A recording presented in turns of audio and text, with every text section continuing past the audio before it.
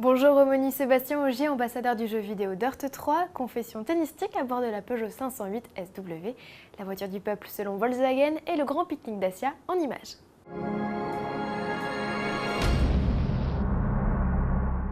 Les mordus de jeux vidéo l'attendaient avec impatience, Dirt 3 est enfin disponible sur console Xbox 360, PlayStation 3 et PC.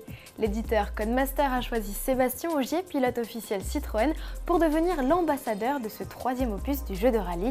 Nous l'avons rencontré et il nous raconte pourquoi il a craqué. Dans mon adolescence, j'ai beaucoup joué aux séries Colin McRae, qui était la référence à l'époque en termes de simulation de rallye.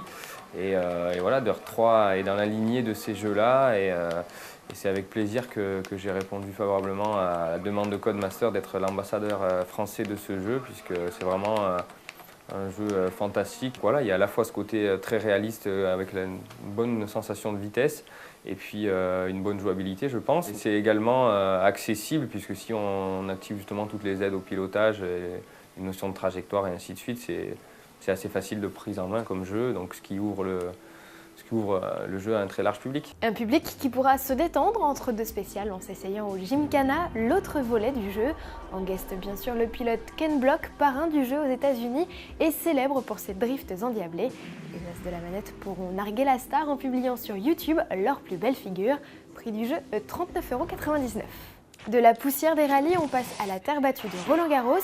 Les internationaux de France de tennis ont débuté ce dimanche 22 mai. À cette occasion, Peugeot, partenaire de l'événement, a mis en place une flotte de véhicules à destination du public, mais également des joueurs et de leurs entraîneurs.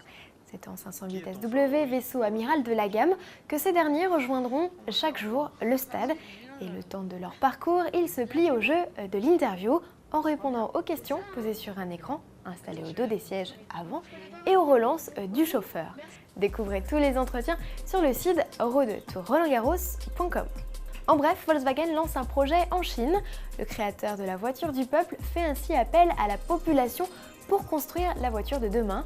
Un retour aux sources en somme, puisque le futur modèle sera fait pour et par les clients. La plateforme People's Car Project est réservée dans un premier temps à l'empire du milieu, car il s'agit du plus grand et du plus important marché automobile. Le week-end a été beau et chaud, le temps était donc idéal pour participer à un pique-nique. C'était justement l'idée de Dacia qui a organisé la 3e édition du sien le 22 mai dernier.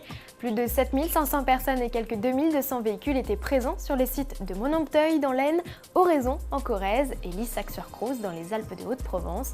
L'occasion de profiter en famille des activités offertes par le constructeur aux propriétaires de véhicules de la marque. Au programme course en sac, balade en poney pour les enfants ou encore essai du Duster 4x4 pour les plus grands. Tout ça toujours dans une ambiance très bon enfant. À demain!